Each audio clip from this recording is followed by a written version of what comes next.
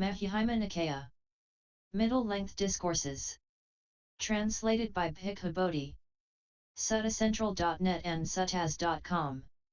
MN 137 Salayodhanavibhanga Sutta, the exposition of the Sixfold Base. Thus have I heard. On one occasion the Blessed One was living at Savatthi in Jeta's Grove, Anathapindika's park. There he addressed the Bhikkhus thus: Bhikkhus, I shall teach you an exposition of the Sixfold Base. Listen and attend closely to what I shall say. Yes, Venerable Sir, the Bhikkhus replied. The Blessed One said this: the 6 internal bases should be understood. The 6 external bases should be understood. The 6 classes of consciousness should be understood. The 6 classes of contact should be understood. The 18 kinds of mental exploration should be understood. The 36 positions of beings should be understood. Therein, by depending on this, abandon that. There are 3 foundations of mindfulness that the Noble One cultivates, cultivating which the Noble One is a teacher fit to instruct a group. Among the teachers of training it is he that is called the incomparable leader of persons to be tamed. This is the summary of the exposition of the Sixfold Base. The 6 internal bases should be understood. So it was said. And with reference to what was this said? There are the eye base, the ear base, the nose base, the tongue base, the body base, and the mind base. So it was with reference to this that it was said, the 6 internal bases should be understood. The 6 external bases should be understood. So it was said. And with reference to what was this said? There are the form base, the sound base, the odor base, the flavor base, the tangible base, and the mind object base. So it was with reference to this that it was said, the 6 external bases should be understood. The 6 classes of consciousness should be understood. So it was said. And with reference to what was this said? There are eye consciousness, ear consciousness, nose consciousness, tongue consciousness, body consciousness, and mind consciousness. So it was with reference to this that it was said, the 6 classes of consciousness should be understood. The 6 classes of contact should be understood. So it was said. And with reference to what was this said? There are eye contact, ear contact, nose contact, tongue contact, body contact, and mind contact. So it was with reference to this that it was said, the 6 classes of contact should be understood. The 18 kinds of mental exploration should be understood. So it was said. And with reference to what was this said? On seeing a form with the eye, one explores a form productive of joy, one explores a form productive of grief, one explores a form productive of equanimity. On hearing a sound with the ear, on smelling an odor with the nose, on tasting a flavor with the tongue, on touching a tangible with the body. On cognizing a mind object with the mind, one explores a mind object productive of joy, one explores a mind object productive of grief, one explores a mind object productive of equanimity. Thus there are 6 kinds of exploration with joy, 6 kinds of exploration with grief, and 6 kinds of exploration with equanimity. So it was with reference to this that it was said, the 18 kinds of mental exploration should be understood. The 36 positions of beings should be understood. So it was said. And with reference to what was this said?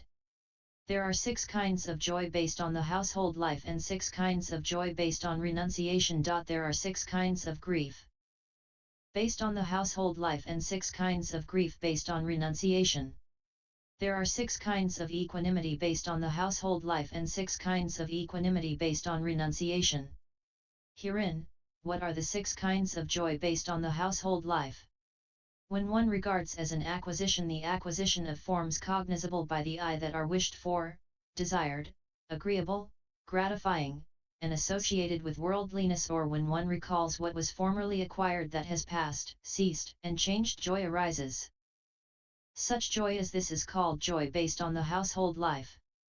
When one regards as an acquisition the acquisition of sounds cognizable by the ear, the acquisition of odors cognizable by the nose, the acquisition of flavors cognizable by the tongue, the acquisition of tangibles cognizable by the body, The acquisition of mind objects cognizable by the mind that are wished for, desired, agreeable, gratifying, and associated with worldliness, or when one recalls what was formerly acquired that has passed, ceased, and changed, joy arises.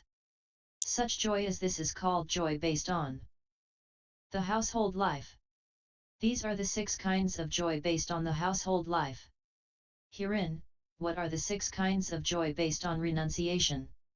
When, by knowing the impermanence, change, fading away, and cessation of forms, one sees as it actually is with proper wisdom that forms both formerly and now are all impermanent, suffering, and subject to change, joy arises.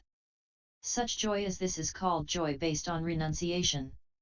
When, by knowing the impermanence, change, fading away, and cessation of sounds, of odors, of flavors, of tangibles, of mind objects, one sees as it actually is with proper wisdom that mind objects both formerly and now are all impermanent, suffering, and subject to change, joy arises. Such joy as this is called joy based on renunciation. These are the 6 kinds of joy based on renunciation. Herein, what are the 6 kinds of grief based on the household life? When one regards as a non-acquisition the non-acquisition of forms cognizable by the eye that are wished for, desired, agreeable, gratifying, and associated with worldliness, or when one recalls what was formerly not acquired that has passed, ceased, and changed, grief arises. Such grief as this is called grief based on the household life.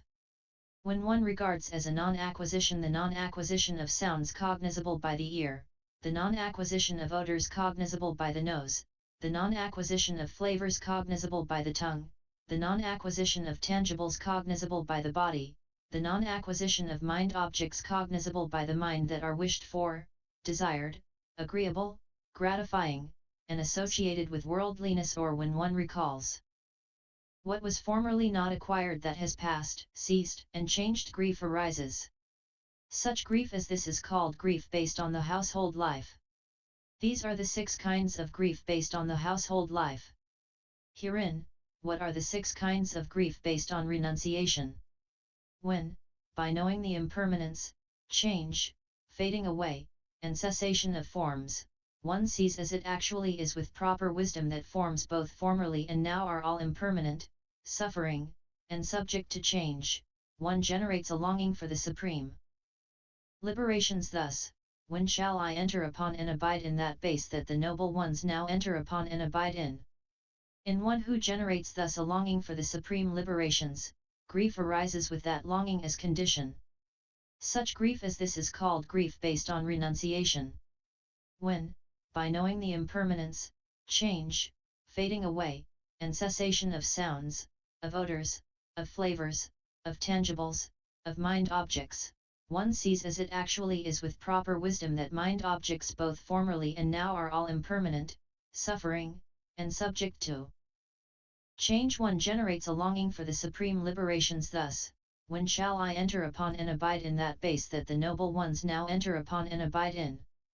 In one who thus generates a longing for the supreme liberations, grief arises with that longing as condition. Such grief as this is called grief based on renunciation. These are the 6 kinds of grief based on renunciation. Herein, what are the 6 kinds of equanimity based on the household life?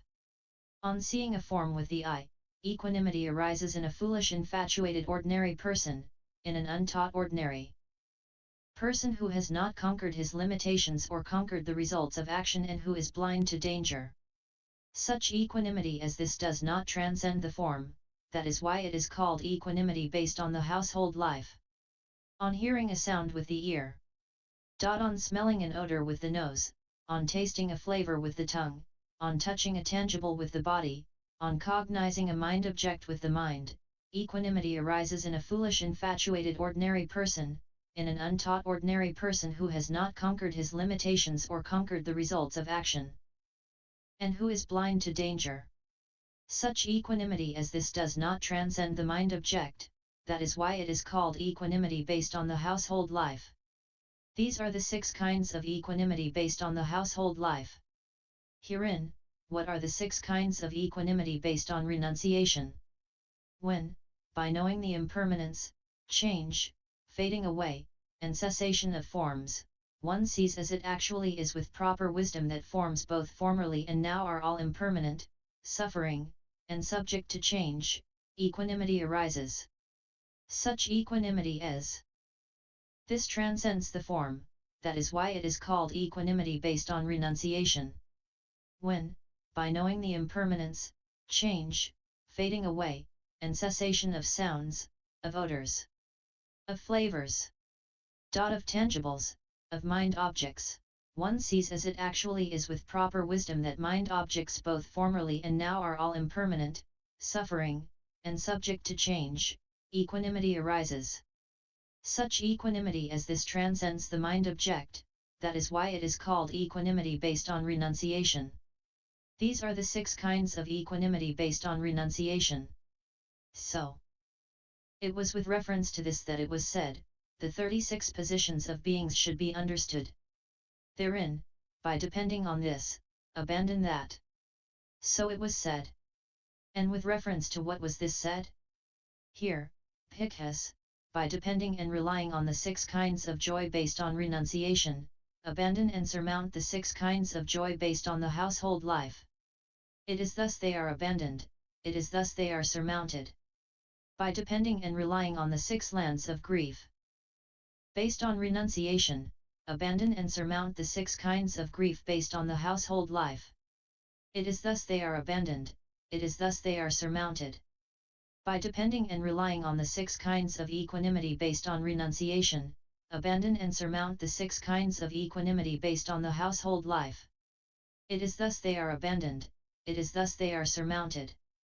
By depending and relying on the 6 lands of joy based on renunciation, abandon and surmount the 6 kinds of grief based on renunciation. It is thus they are abandoned, it is thus they are surmounted. By depending and relying on the 6 kinds of equanimity based on renunciation, abandon and surmount the 6 kinds of joy based on renunciation. It is thus they are abandoned, it is thus they are surmounted. There is, Bhikkhus, equanimity that is diversified, based on diversity, and there is equanimity that is unified, based on unity. And what, Bhikkhus, is equanimity that is diversified, based on diversity? There is equanimity regarding forms, sounds, odors, flavors, and tangibles. This, Bhikkhus, is equanimity that is diversified, based on diversity. And what, Bhikkhus, is equanimity that is unified, based on unity? There is equanimity regarding the base of infinite space, the base of infinite consciousness, the base of nothingness, and the base of neither perception nor non-perception.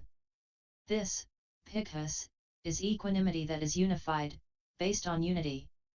Here, Bhikkhus, by depending and relying on equanimity that is unified, based on unity.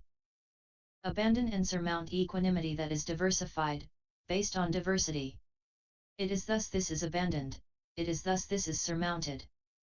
Bhikkhus, by depending and relying on non-identification abandon and surmount equanimity that is unified, based on unity. It is thus this is abandoned, it is thus this is surmounted. So it was in reference to this that it was said, therein, by depending on this, abandon that. There are 3 foundations of mindfulness that the Noble One cultivates, cultivating which the Noble One is a teacher fit to instruct a group. So it was said. And with reference to what was this said? Here, Bhikkhus, compassionate and seeking their welfare, the teacher teaches the Dhamma to the disciples out of compassion, this is for your welfare, this is for your happiness. His disciples do not want to hear or give ear or exert their minds to understand, they err and turn aside from the teacher's dispensation. With that the Tathagata is not satisfied and feels no satisfaction, yet he dwells unmoved, mindful and fully aware. This, Bhikkhus, is called the first foundation of mindfulness that the Noble One cultivates. Cultivating which the Noble One is a teacher fit to instruct a group. Furthermore, Bhikkhus, compassionate and seeking their welfare, the teacher teaches the Dhamma to the disciples out of compassion, this is for your welfare, this is for your happiness.